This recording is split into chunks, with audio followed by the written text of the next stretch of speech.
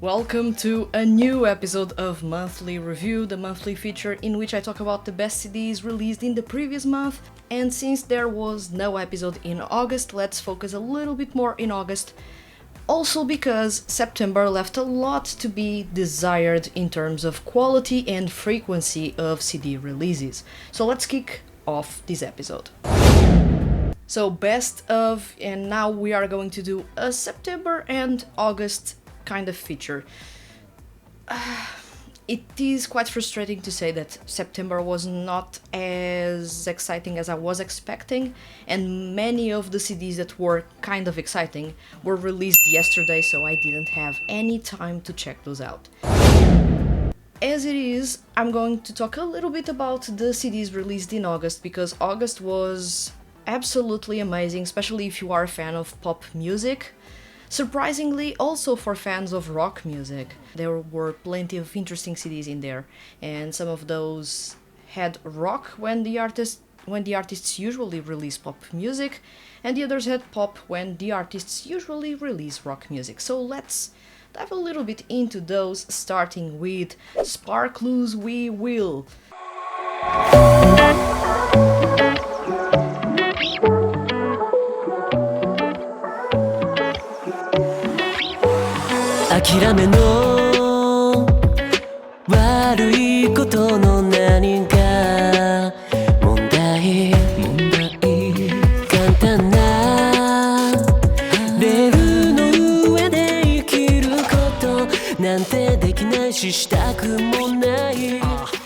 SparQlew continue to impress me, and this is an understatement when I say that they are really trying to reach out for that spot as the best seiyuu unit out there. SparQlew have been flawless in the past 3-4 releases. SparQlew's We Will is a different type of mini album for the group.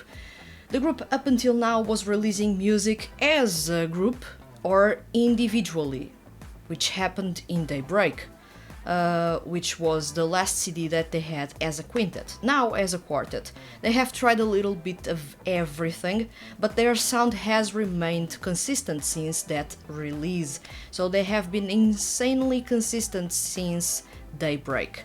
And their maturity that they brought in with that CD has carried over to multiple CDs after that. And this time around, We Will is also within the same vein, but a little bit more playful, because it is a summer release. It is made to be laid back, to be fun, to be relaxing in some way, but also to connect with you on an emotional level, and that's how this group really hits you. Also, at the same time, the group brought in 2 subunits, and they split up the members to create really interesting releases or really interesting performances. I was not expecting the duos to actually venture towards rock music, but they did. I was not expecting that, and when I was listening to the CD, I was expecting rap or hip-hop coming from Takuto Yoshinaga and Yuya Hozumi, but they went on the really aggressive rock route, which I'm not complaining. I love rock music, but I believe that many fans will be a bit surprised to see that they actually didn't tackle hip-hop, but actually did rock. On my end, at least, I believe it is good for them to showcase different things and not do the same thing over and over and over. So it is a really pleasing surprise, and there's still rap in there, although there's no hip-hop in the instrumental. That's the big difference. And of course we had Yuto Uemura and Shun Horie teaming up, and they really impressed me with Magic Hour. It is one of those songs that it's almost like a ballad, but it's not necessarily a ballad, but it will connect with you in some way and make you feel something instead of just being there taking in the song and then let's move on to the next one. It is a song that has a really emotional performance and it carries over in a really interesting way. So that's another interesting song in there. Actually, when they said they were going to split up in duos to release 2 songs, I was not as convinced as other people that they would do a great job. but color me surprised, and I love to be colored surprised, that they actually pulled that off really well. I was not sure if we, or at least if SparQlew could split up in the way that they would have their strengths on the vocal end on both sides, but we should not forget that Yuya Hozumi is actually a really solid singer, so he really does the job really, really well, alongside Takuto Yoshinaga in Monster. And on the other hand, we have the power vocal that is Shun Horie with Yuto Emura performing Magic Hour. The CD starts off with a really, really good summer song, and I usually, if you follow these episodes, you will notice that I usually do not like happy-go-lucky style of music, and especially pop music. But this time around, Stay Gold is a little bit more on the funky side and on ska side, making it a really, not a tropical, but a song that sounds like you would listen to it if you were in the Caribbean. So it is fun, it is interesting, it is really, really upbeat and addictive in some way. So as far as pop music goes and upbeat pop music goes, this is the formula for me, usually, for songs like these to click. And it is a really fun song. And I believe it opens the mini album really, really well. There are a couple of highlights in here. I'm torn between saying that All My Heart is the best song in here, or Make You Mine. Make You Mine is a really good song, an R&B style of song. It is really sultry all the time, especially the performance, and of course it has a really mature delivery. If you like songs like that, if you like that vibe that was in Daybreak, you do have it in here. But All My Heart is a song that you need to listen to. I'm not even going to explain it, but I'm going to show you a snippet of it for you to understand how addictive this song is, and it actually comes full circle with the opening track. So basically you have the start and ending to this mini album, Stay Gold and All My Heart, connecting in some way because they have almost the same vibe, not necessarily the same sound or the same progression or vocal direction, but they have a similar vibe that you can understand as soon as the song starts playing, or as soon as both songs start playing. So this was a release that stood out for me. It was released really early in August, and I was really impressed with it. And I continue to say that I'm looking forward to what SparQlew release next, especially because they have been really consistent in the past couple of years, and they have been really improving on the vocal end. I've been really impressed with the group as a whole for their improvements on the vocal end, and actually how consistent their sound is. You don't need to invent something, you need to do something really, really well that you know that fits your voice, and right now SparQlew are doing exactly that, and I'm quite pleased. So this is a recommendation, of course, SparQlew's We Will.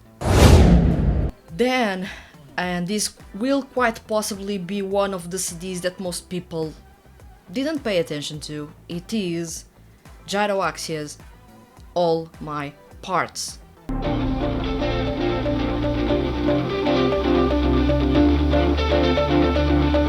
Don't know who I am, and I can't stand me singing mention now I separate to now embrace and paint my days with all my parts. With all my parts I hate and love.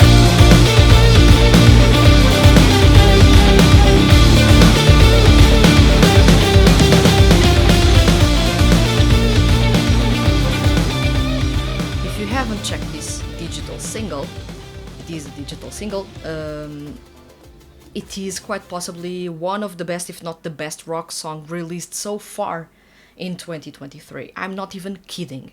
This is easily, for me, right now, unless someone arrives with something even more impressive, this is, at the moment that I'm recording this episode, the best song, or the best rock song of 2023.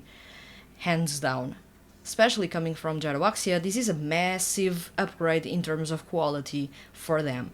Not to mention that if you pay closer attention, you don't need necessarily to pay close attention, but Jinho Kasawara is performing this song fully in English, the lyrics are in English, and he has a really good diction. At least it is really clear what he is saying most of the times, if not 98% of the times. So this is a song that can reach everyone and should be reaching everyone because it is performed in English. The rock sound in this specific song is a little bit like One Ok Rock or Nothing's Carved in Stone mixed with a little bit of Bring Me the Horizon. It is aggressive. It blends really well electronica with rock music, and it has drums that are unbelievably technical. The guitars are really fantastic and the bass line is massive. So everything in this song is flawless for me. As a fan of rock music, this is the thing that I love about.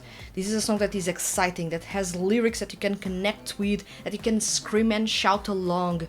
It is a song that will make people want to join in during a live show. This is a song that begs for your participation. You will be feeling the lyrics as soon as the first chorus kicks in. You will be singing alongside it, and you will appreciate the band because they went on to create or deliver a song that is fully in English. It is, I would say, not necessarily to cater to Japanese fans. This is really to cater to international fans in terms of why would the Japanese band, especially a 2D, also 3D band, to release a song fully in English to the Japanese market. Doesn't make much sense. So they are really targeting international fans in some way, making sure that we are getting our fill of great music. We also are getting our fill of great music when they release it in Japanese. For me, it doesn't matter the language in which they are singing, because what matters to me is the quality of the music in and of itself, and the feelings that go in the vocals, and you do not need to necessarily know the language to understand the feelings that go in the voice tone. So regardless of the language, I usually appreciate their music, but this time around I was surprised to find that GYROAXIA was actually performing in English. It's not common.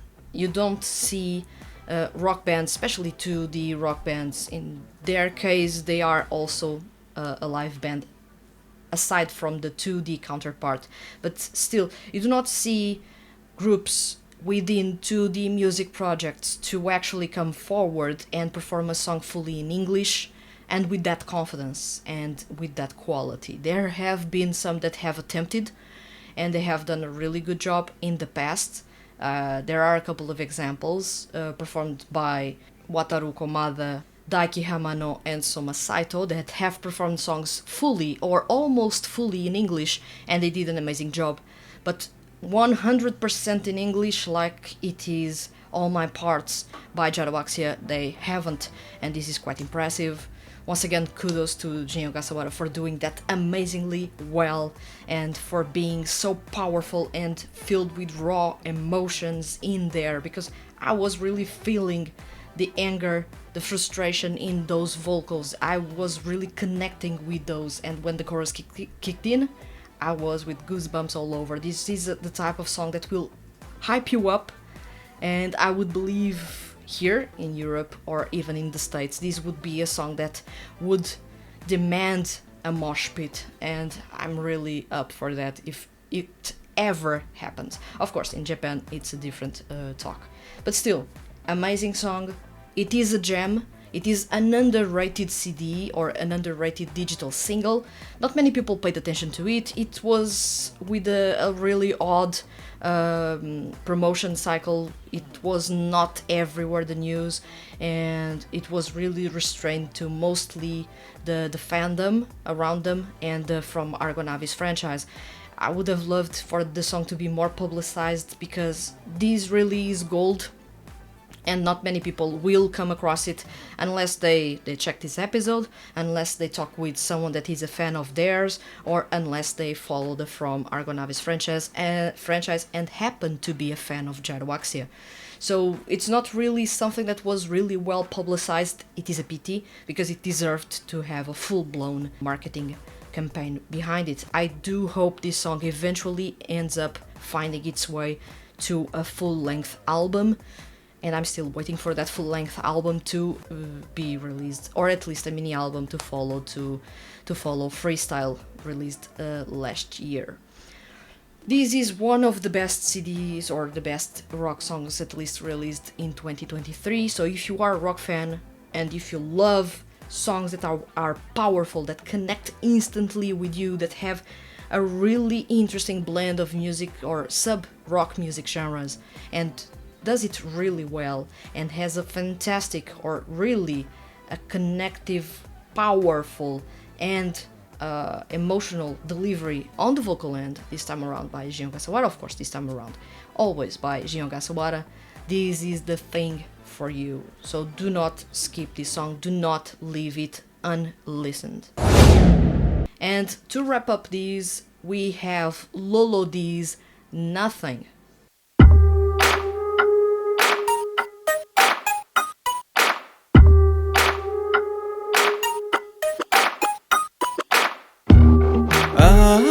朝に見る悪夢は末日に夢中話に上向く希望はあるの荒い地図 It is as it is. Nothing is the concept behind this CD. And usually when you get the brief to compose a song, to compose a CD, or to see which is the concept that you have to compose songs around, when you get the brief and it says, well, the CD is all about nothing. An empty void of nothing. Loss. Nothing. So it is not easy to put that into music. And I was curious to see how Hamatakeshi was going to do that in terms of the compositions, because up until now he has been really complex in them. He has made sure that the compositions are with a lot of layers, and especially with orchestral instruments or chamber instruments being the big lead in their songs. This time around we do not have that. It is minimalism at its best, so if you are not a big fan of orchestral type of music, lyrical style of music, you do not find this here, so this is a big departure for Loulou. Nothing arrives with a little bit of a strange sound, and it is strange because the composition doesn't follow a usual style of progression. Its composition doesn't follow the usual rules of having a specific number of choruses and specific number of verses and then having an outro. The song wraps up in media res, so it doesn't really end, at least let me check the name so that I do not tell anything wrong. That C note ends on media res, so the song never ends and leaves you with a sense of dread and loss. It is really as if you were left in the vastness of the sea and you do not have anyone around you. You are left feeling what you would feel if you were left alone in the middle of the vast, dark sea. And it is a really suffocating type of vibe in that song. Although the performance itself doesn't sound like it, but it is quite suffocating. Growing Nightmare, however, it is a return to Loulou's really massive, impactful songs. At least for me, Growing Nightmare is one of those songs that will leave me thinking and thinking and thinking to no end about what happened and what did I just listen to. I usually say that Loulou have really complex type of compositions. They are really crafty in the way that they perform and how they present the storytelling within those songs. And this time around it was no different. They really excel in that, and from their composition, or at least the composition in this song, that is really, really eerie from start to finish. even down to the way the vocals are being performed, which has a really interesting quirk on the vocal end that you may have heard in the preview. This song is really different. The vocal direction is not the same as any other song they have released in the past, so it is refreshing on the vocal end. And then the instrumental, it has everything going on in it, but at the same time there's nothing in it. And that's how you get that sense of the nothingness, of that growing nightmare that is slightly alluring, but there's really nothing beyond that unless it is, well, darkness. So it is really interesting to see that you have a certain kind of allure going on in there, but that allure is only a facade for what is on the other end, which is not something that you want to actually come in contact with. It is a full-blown nightmare, a full-blown darkness that you cannot wake up from. So it is really interesting how Hama Takeshi actually fleshed that out and made sure that you got that feeling of nothingness in both songs, and they aren't necessarily even sounding the same. You will notice that the songs don't even connect in terms of style within this CD. As far as the performances go, Loulou has one of the best vocal lineups within the 2D music industry. I've said it countless times, I'll say it again. Toshiki Toyonaga, Shunsuke Takeuchi and Daiki Yamashita. You couldn't have a better trio unless you were talking about Trigger in the Idolish 7 franchise. So this is really a massive group with a fantastic... Actually, I'm not going to say fantastic. It is an outstanding level of technicality. They are really technical singers. This is not really something that you should take lightly. They are really up there. If they were actually performing music on their own, they would have the same level of technicality, if not more, and it would be quite impressive as well. So this is a group that has been back to their usual quality. They had a really complex and difficult concept to tackle. Nothing is not easy. If someone comes to you saying that my song has to feel like nothing, you would struggle to find a way to express nothingness within a song without it being way too simplistic on the composition end, or having barely any lyrics on the vocal end, or having a performance that was devoid of emotion. So this was kind of difficult to come up with, I believe, but still I'm quite impressed with how Hama Takeshi actually tackled it and managed to deliver something that I still have on repeat, especially Growing Nightmare, because that song continues to feel like nothing, but it has so much happening in there that goes unnoticed by many people. It's more about the ambient sound, and the ambient sound that you do not pay that much attention to. It is happening, it is there, and if you remove it from the song, then you are in a really deep void of nothing. But you have something happening in the background that is really subtle, that makes the song have a full body and makes it all the more intense and scary at the same time, as it is alluring. So I do love that balance, I do love the vocals in there. Growing Nightmare is quite possibly one of the best songs released so far in 2023, and really easily one of the best songs released by Loulou up until now. Of course, I am hoping for many more songs of theirs to be as equally amazing or more. And this is all about the best CDs released in August and September, seeing as September didn't have any remarkable releases, and there are some releases that were released yesterday that I have yet to review, so they won't be featured in this episode. So we now have 2 comments here with your suggestions, especially from August. August and September. So we have kind of a talk about the September releases coming from you.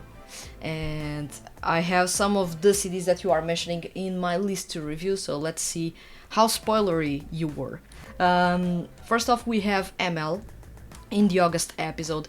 ML says, I never know how much I should talk here. Well, you can talk as much as you want, but usually if I see that someone is talking about something that I am going to review and I haven't reviewed it, I will stop reading what you sent, and I will go and review the CD, and then I come back to your comment. So do not feel that that you are spoiling at least something, because I usually, if you mention the name of the CD early on, within the very first sentence, I know what you are talking about, and then I know if I should read more or if I should stop and review the CD and then come back to your comment. So returning to your comment, I never know how much I should talk here, knowing that you prefer to go blind into the songs. So, spoilers incoming for the latest Vaz Rock Bicolor entry. It may not be my favorite CD this month. Anthos's Kaoru takes the crown here with his angelic vocals and pleasing EDM sound. More on that next. But I need to talk about Gaku and Ruka's Bad Day, but yeah, that's a weird name. A fast-paced banjo leading the way is really the last thing I'd expect in idol music, but I love it. It's such a fun song, and Takuya Masumoto and Keisuke Kawamoto's vocals did fit the style like a glove. I just love how Vaz Rock isn't afraid to trying new things. Now, color me surprised because I haven't listened to the CD, but to Vaz Rock I usually don't mind not going fully blind because they have so much going on in there that one song doesn't necessarily mean that the next song is going to sound the same. So within a CD there are multiple music genres, so as long as you do not spoil me the full release, I'm okay with that. So you say that they have a fast-paced banjo leading the way. Now that's quirky. It is rare when you have artists picking up instruments that are really considered extremely niche and for very specific music genres and bringing those to idol music. It's not common, as you say, but I usually find it funny to come across it. I remember when it was Loulou that brought in a fiddle to one of their songs, and the fiddle is usually considered an instrument that is really annoying for most people, and it worked. And they brought it, not necessarily, well, they are an idol group, they brought it to an idol group and it worked.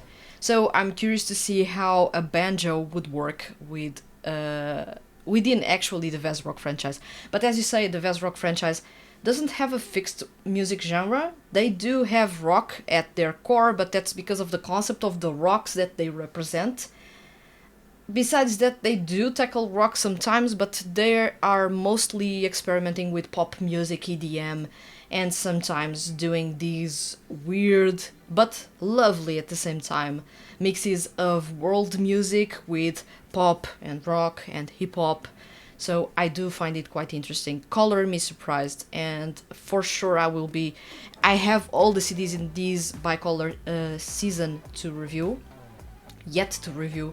so I'm hoping to listen to them all in quick succession and review them so that I can see where the franchise is taking their music to and how much each member or each pairing has improved along the way. So I'm really curious. I miss reviewing music from the Vaz Rock franchise, so I hope that I find some time to review their music, because those CDs are sitting there and waiting to be reviewed, and I'm seeing them getting dust on top of them, and I'm like, I need to review them. Actually, I want to review them because I love the Vaz Rock franchise. So thank you, ML, for the comment and this suggestion. Now, let's go to another comment, and now we have Naz. Welcome back. Naz, in the September episode, says, I've been loving Yume Utsutsu Nakekaze Kaoru by Gakuto Kajiwara. It's the perfect song to transition into autumn, both sonically and lyrically. I especially love Kajiwara's vocals in this. This is the genre where his vocals fit best. The wistful mood is easily felt through his singing and even the narrative bridge section. The key change for the final chorus is the cherry on top. This has definitely become one of my favorite songs of his. I have been avoiding reviewing the digital singles by Gakuto Kajiwara because I know that they are going to be in the mini album dropping later this year. And I've already done the mistake of reviewing Yumo Uchida's digital singles that are going to be featured in his full-length album by the end of this year. So that CD is already spoiled for me and won't make that much impact. To avoid doing that twice in a row this year, I'm avoiding reviewing the digital singles by Gakuto Kajiwara because I feel that those songs will be in the mini album. If they are not, I'm going to review those as soon as possible. But I feel that they are going to be in the mini album, so I'm not going to review those now. But it is good to see that the feedback about the singles being released so far by Gakuto Kajiwara is really positive. I have said before in my reviews of his CDs or mini albums that he is a really good singer. He has a really interesting maturity for a seiyuu artist that debuted not too long ago, and he has a full control of what he wants to do and how he wants to do it, and he knows the music genre that fits his voice the best, and he has stuck with it. And when an artist knows what they want, how they perform the best, and the music genre that suits them the best, that's when you get really good music. I'm really curious to see what he pulls off, and I haven't checked the song that you are suggesting, Naz, because I feel that it is going to be in the mini album, but I will be looking forward to it when the mini album drops, and if that song is in there, I will be really excited to check it out. If it is not, then expect me in November to review all the digital singles by Gakuto Kajiwara that, well, he has been releasing so far, unless they are in the album, and then you wait for the...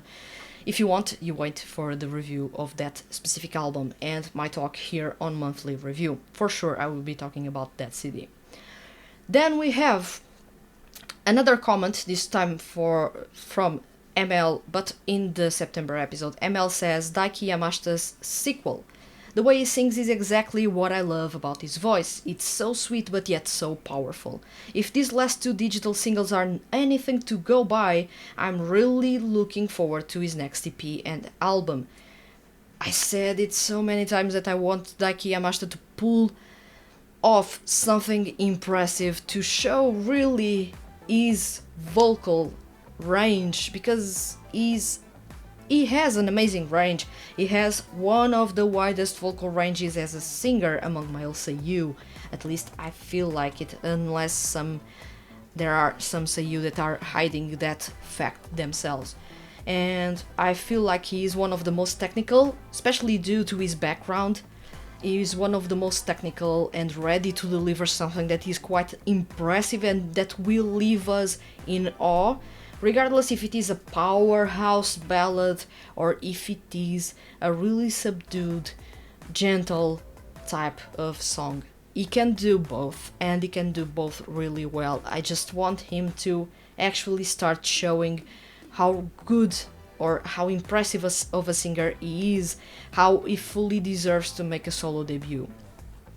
In the first CD he didn't show much, unfortunately. It was a really comfortable, I should say a really textbook type of CD release. You do not go way too much outside of your comfort zone and try to ease in everyone to see what you can do when you are normally singing, and showcasing at the same time the versatility of his voice fitting a wide variety of music genres.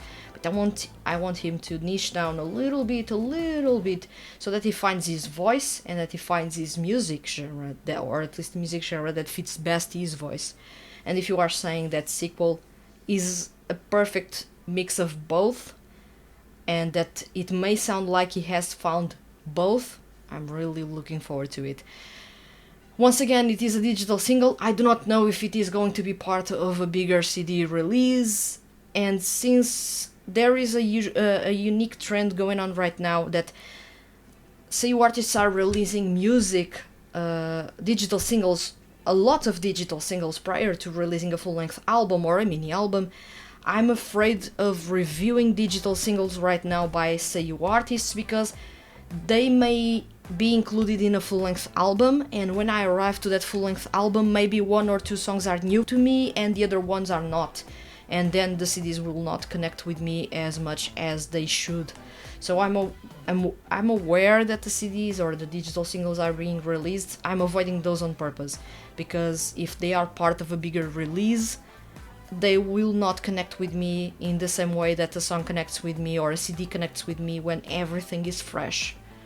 I'm on the fence when it comes to listening to digital singles, and I'm avoiding, as I said in Nazi's comment, I'm avoiding digital singles by both Gakuto Kajiwara and Daiki Yamashita, because they will for sure be on a bigger release, and I do not want to spoil the big release by having listened to those and already knowing what is there. I want to be surprised. But that's my style of approaching music. It may not be, of course, yours. Thank you to everyone that participated in this episode, both with the September and August comments. And now it's time to go to the next section.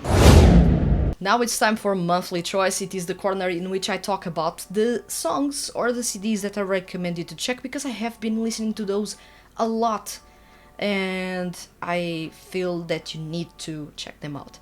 So first off we have, and I was saying that I'm not going to review digital singles, I made an exception for this one because it is the only one. It is Kent Ito's Tawagoto.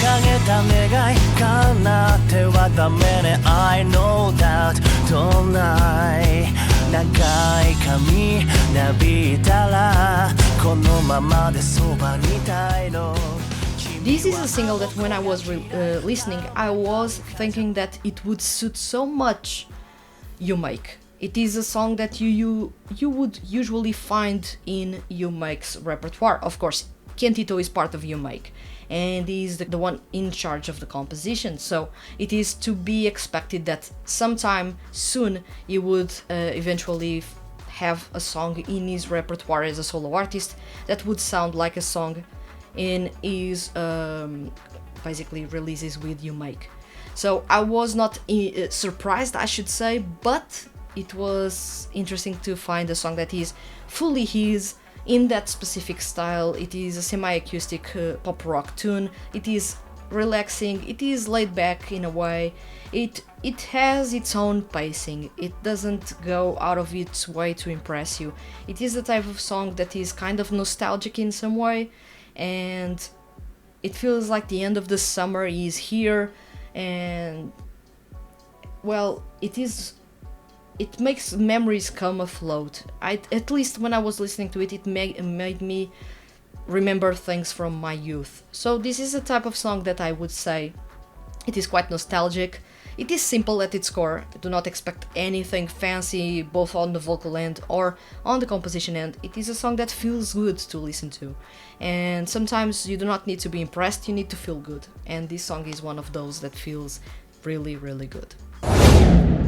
Then we have, and it was already mentioned, Kaoru with Imitation Flower.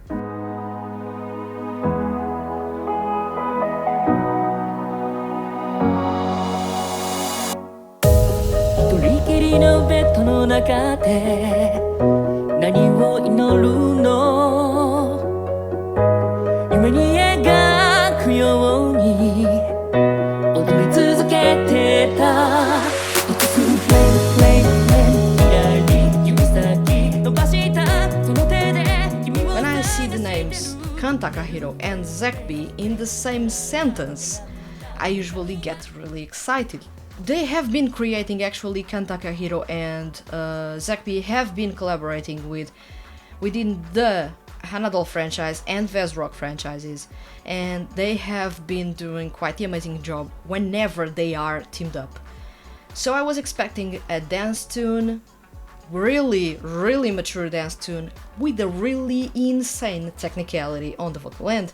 Zakbi usually does the lyrics and the vocal guides for singers that get these songs, so you will be expecting something really tricky. Kan Takahiro is a DJ, so I was expecting EDM music to come, and you get EDM music to come.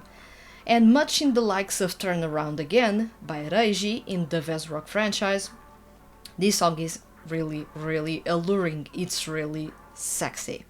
And on the vocal end you have Shunichi Toki as Kaoru.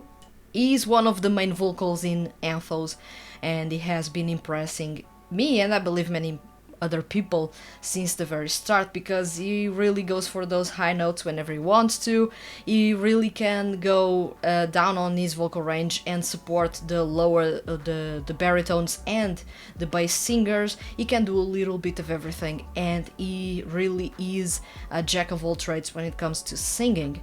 And when it comes to performing songs that are really emotional, regardless if the emotions are towards being a little bit on the sad, nostalgic end, or on the happy, or even the ecstatic, almost dreamlike, alluring type of spectrum, he does those really well. There was no doubt when I was listening to this song that it was going to be good. From the very start, when his vocals started to ease into the song in the intro, I knew this song was going to be good. If only the chorus was well composed, and the chorus was well composed. So I love this song to bits. I love the performance. It is a standout performance in a song that usually for EDM music you do not have that much technicality when it comes to the vocals, because what you want to sell is the vibe, the dance vibe, the dance floor vibe, the club vibe. But this time around you have a kind of an intimate twist to EDM music, so you do not have that big club vibe. You have a more intimate, closed sound that is around you, that is made for you to only have eyes for Kaoru when the song is playing, and it is done in a really good way. And I love how Kan Takahiro and Zach.B have been collaborating to create these types of songs that are really technical but also really addictive at the same time, and you get a really good mix when you add into that equation Shunichi Toki, who is a really versatile singer with a massive vocal range and really good technicality and control over his voice. So Kaoru's Imitation Flower is the best song in that specific CD, in the air quotes CD series, and of course I do love the song a whole lot, and I would recommend you to check it right now because it is available on streaming platforms. We go to GRANRODEO's Tetsu no Ori.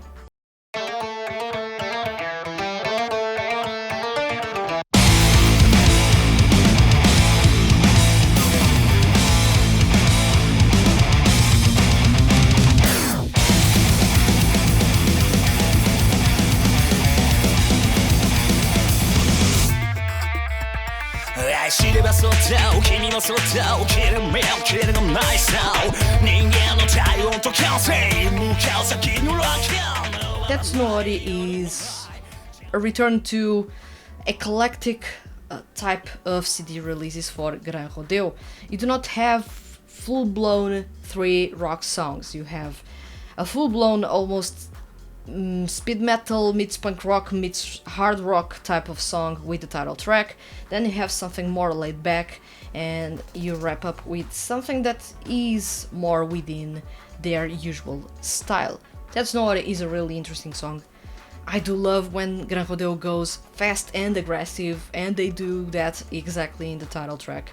This is really a release that subverted my expectations in a big way. I was expecting the B-side tracks to be the best. Actually, the title track is the best, but the B-side tracks bring something new to the table.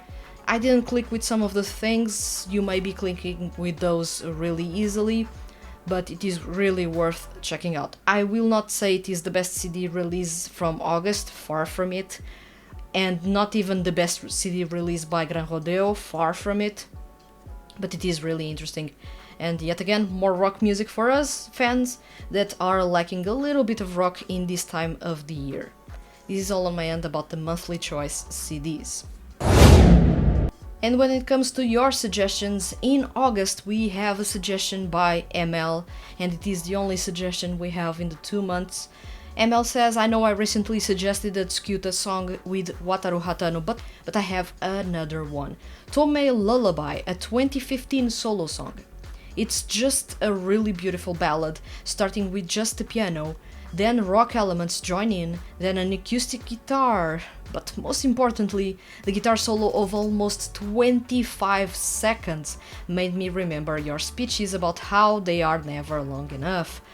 Oh, I may have listened to that song, but I do not recall it, because for a little bit of time, I was a fan of the Tsukuta songs by some members of the Tsukuta cast. And I remember it was Wataru Hatano, Tetsu Kakihara, and early on, also Yoshimasa, that really made me check the music, also Ken, that made me check the music in the Tsukuta franchise, and I did dig the solo releases, but I do not remember Tomei Lullaby. And I would remember if I had listened to it, because a long guitar solo is rare these days. And yes, it is, as I usually say, solos usually for pop music or rock music even in Japan, 2D music or otherwise, are usually not that long. I feel like they do not give the spotlight as much to the guitars, and there are songs that demand a really powerful, longing guitar solo. It is good, and especially I usually tend to say that a ballad is not, especially a rock ballad is not a rock ballad if they do not have a really emotional guitar solo for longer than 10 seconds. Usually they get a solo of 5 seconds and you're ready to go. So it is really good to see that this song has a guitar solo of almost 25 seconds. Damn. I need to check it, because I may have listened to it, but it was a long time ago. It's almost 10 years ago. It was a long time ago, and I do not recall if I have or haven't listened to it. But I feel like if I had listened to it, I would remember it, because long solos are rare. But still, thank you very much for your suggestion, ML. Tomei Lullaby. Damn, I feel like I have listened to it.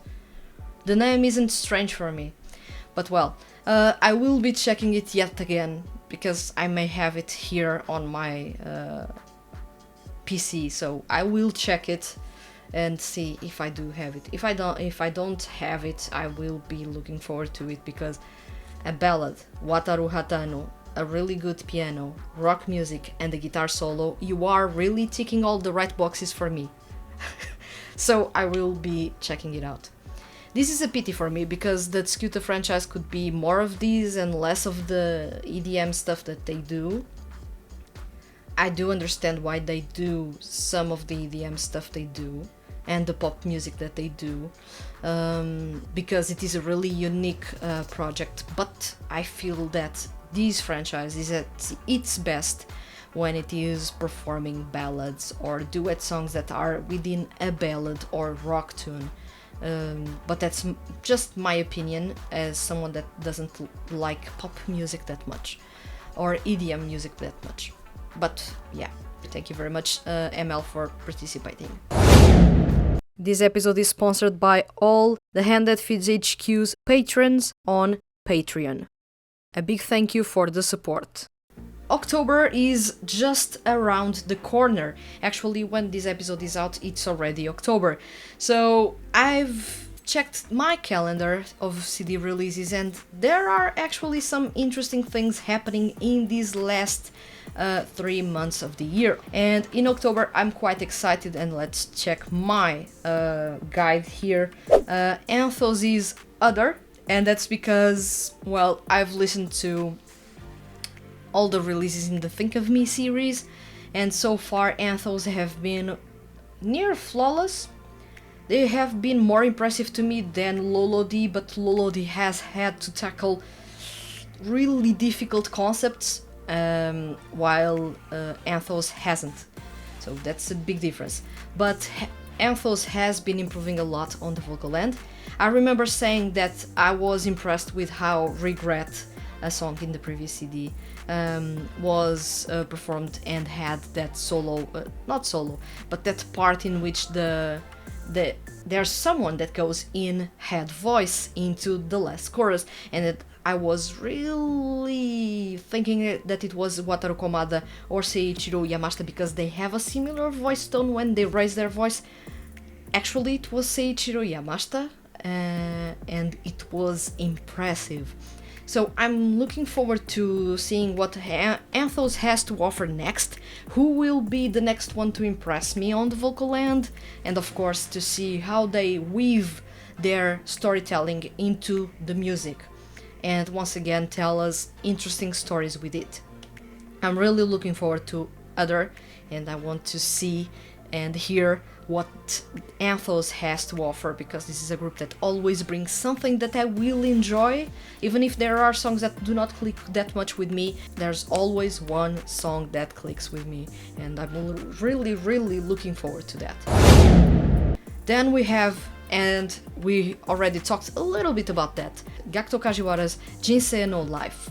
Surprisingly, Gakuto Kajiwara is going to release a mini album not on his birthday, but early, and this time around he's going to release Jinsei no Life, and I believe that the digital singles that are being released so far are going to be in there. I haven't checked it, so they may already be confirmed, so that's why I am avoiding those, but I believe that we are going to get something really special in there, and I would love for more people to actually check his music out, because of course not everyone will enjoy acoustic type of music, not everyone will be the type of person that loves to listen to acoustic guitars instead of electric guitars. There's not many people that enjoy rock music but they do love EDM, for example, so it gets a little tricky for an artist or a seiyuu artist that wants to do rock music or acoustic or semi-acoustic rock music to actually gather attention. It's not easy, you need to be really special and have a really good marketing team behind you if you are not really special. So it is really tricky. Still, I believe that Gakuto Kajiwara fully deserves your attention, and he has shown before that he can release really good music. He has improved a whole lot in his compositions. I do believe that this time around he's not as involved in the compositions as before, so it will be a first. I'm curious to see what he does next, if he is really that involved in the compositions of his music, or if he is bringing into the mix some composers that are going to add something different to his music. Still, I feel like he is not going to drift off too much from what he has been doing so far. Rock music, pop rock music, semi-acoustic pop rock music. So those are the big three that he's doing right now, and if he does something really different, it might be to add a ballad in there or to go a bit on the funky or jazzy route if he feels like it. But I believe he is not going to feel that much like it. Still, I'm open to surprises and I want to be surprised, so Gakuto Kajiwara, it's your move. And then Chise with air quotes. Why Chise and not anyone else? Chise is voiced by Wataru Komada, you will be saying, but he's not really the best singer among male seiyuu. Not necessarily, but he is really good at what he does. And that's why I'm really looking forward to Chise's air quotes CD. He is not a power vocal, like you have noticed within Anthos. He is not really a rapper as well. He is more of the type of singer that you can count on, that will really hold the song together. You will not notice what he is putting of effort into his performance to blend everyone else and make sure that the song has a really strong core to move forward, but he does really the intangibles on the vocal end, not so much the technicality. So if you are looking for something really technical on the vocal end, maybe Wataru Komada doesn't have that to show, but then again, I felt that way about Seiichiro Yamashita and I was surprised in Regret. So I do not know what I can expect in here, but Chise previously impressed me with Persona. Persona is a song almost fully performed in English by Wataru Komada. It is sassy as hell. Whatever in me, so crazy. I've always been so different. You pretend they know all about me, so I'm just teasing you. Say, let me know who I am. Na na na na. How can you judge me? Hey, tell me. Say, be yourself, like common sense. You pretend they know all about me, so I'm just teasing you. Say, let me know who you are. And I love when singers are sassy, and I love when the lyrics are really a callback to something. So I do fully enjoy the way that Chise approached that song and how the performance went on and how much of the personality that song ended up showing.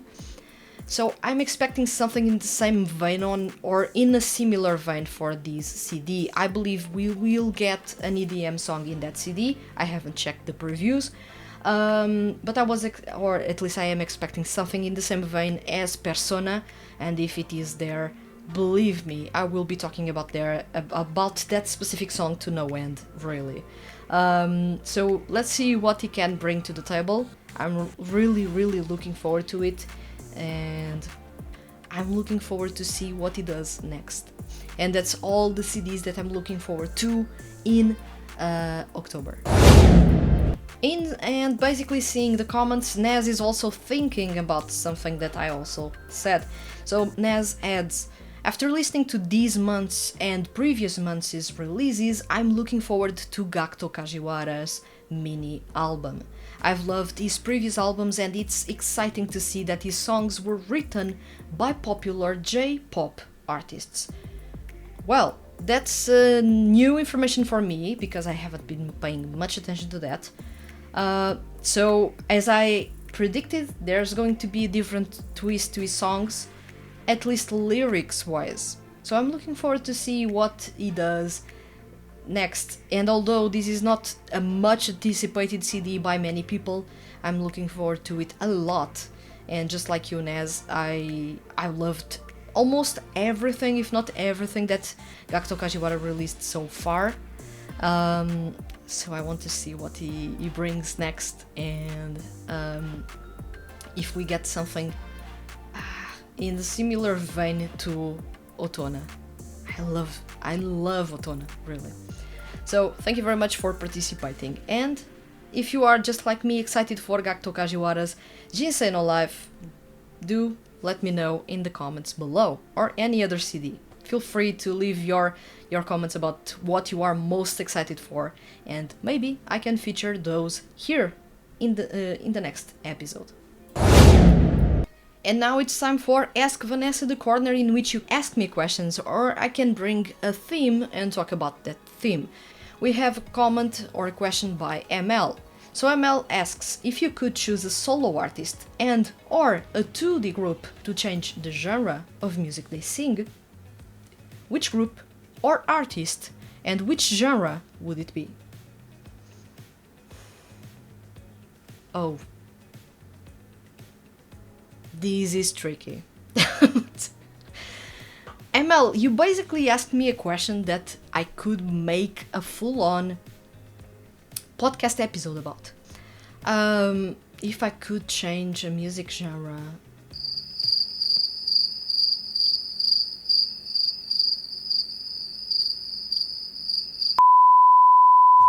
I would love for Wataru Hatano to perform R&B music. This is something that I have said before. He has performed R&B music with 2D groups. He has performed R&B music as part of seiyuu units or special seiyuu units, and I do love how velvety his voice can be and how I wouldn't say, I would say how alluring his voice can be if he just takes it slow. R&B music takes it slow, and it is really sexy, it is really mature, and I feel that it would suit him really well. One thing that really frustrates me in Wataru Hatano, as much as I love him and I love most of his music, is that he doesn't have a specific music genre he performs music in. And you will have CDs in which he is performing acoustic rock, in others he is performing pop music, in others he is performing dance music. He does a little bit of everything. I feel that there is no focus in there, but that may be intentional. Still, I would love for him to find a focus and to put his strengths to good use, basically. And I feel like his voice being that sweet and him being able to lower his tone and have a really full, robust voice tone, I feel that he would suit R&B music really well. He also has an excellent control over his vocals. He knows a lot about how to present himself and deliver emotions to the listener when he is performing. So I feel like he would suit really well R&B music, and it would be a way for him to, one, make the best out of his voice tone and his technicality, basically his skill set as a singer, and at the same time find his own path. A path that makes, I believe, much more sense than doing everything. Specializing in something, I would feel like it would be best, and it would suit him a lot. I usually am someone that is really happy with what I listen to, and if I do not like something, I basically stray away from it. But for example, I was talking earlier that I want Daiki Yamashita to show more of what he can do, and why not having him becoming a lyrical style of singer? Lyrical music is usually tied to orchestras and chamber music and a lot of that. It would work, it would bring a lot of people to his music, maybe not. But I would love to see someone coming forward and being daring to the point that they are doing something like Makoto Furukawa did, which is coming forward and saying, well, I'm going to be a jazz artist, and people are like, what? There has never been someone doing that, and I would like to see that happening again. Seiyuu coming forward and I'm going to perform this specific music genre, and then they are the only ones doing that. You have, for example, Kotaro Nishiyama doing city pop. I loved that, and I love that, and I would love to have more music, but I wouldn't change that. One thing that I would love, and I believe this would be really awesome, is for Mamoru Miyano to actually fully embrace R&B music. He does that occasionally, but I would love for him to do that fully, really fully. I feel like it would suit really well, and we've had countless examples of that.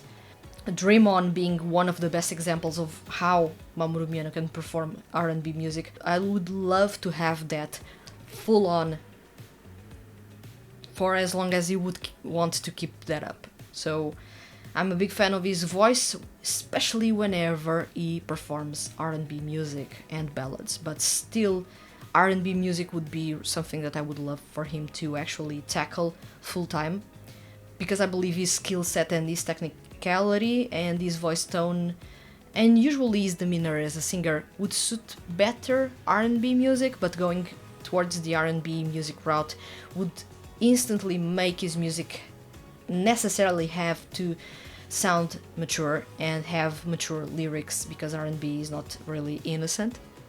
But that's something that I would love to actually find in there.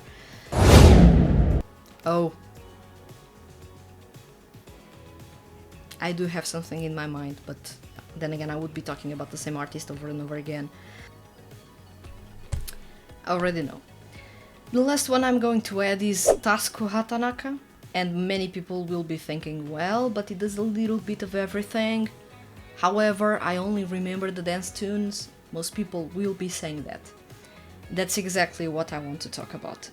He does a little bit of everything, but he hasn't done that for more than one CD. It seems that he changes styles for every single CD.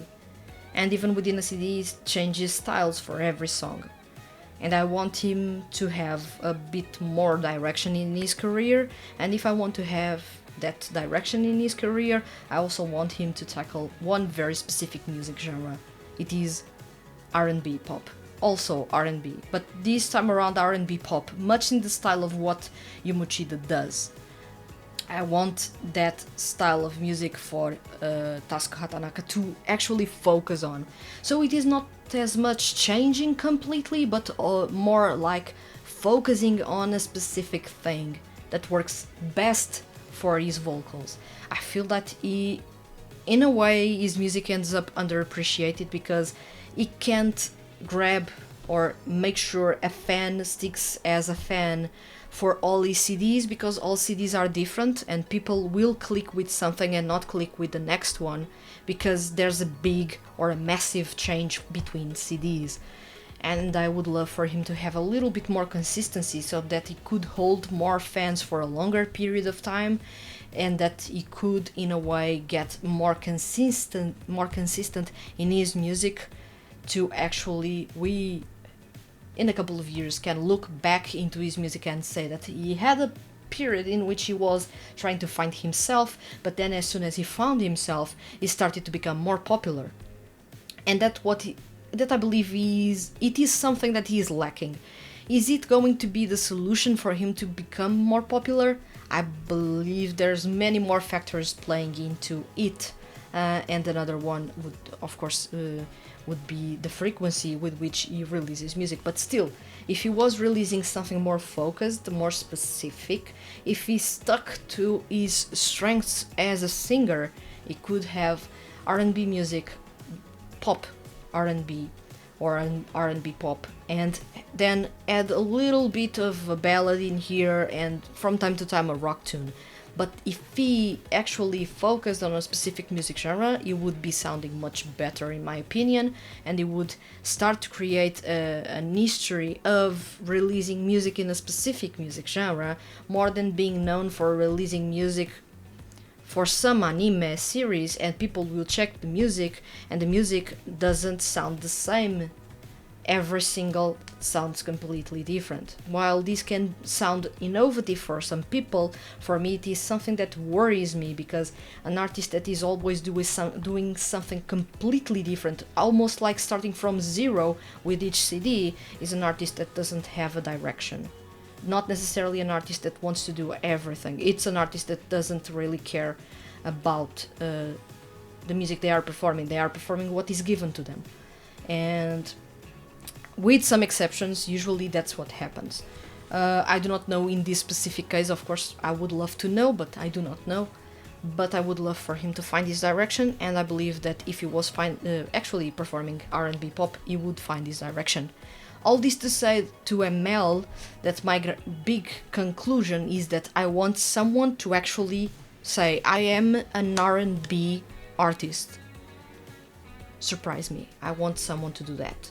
And I'm really looking forward for that to happen sometime soon. But I believe that not many artists or seiyuu artists will want to venture towards that, because it requires having mature lyrics, a mature approach, and a mature image, and usually what sells with younger people in Japan, and even those that like idols or approach seiyuu artists as idols, is that they look cute and sweet and whatever boy next door image they want.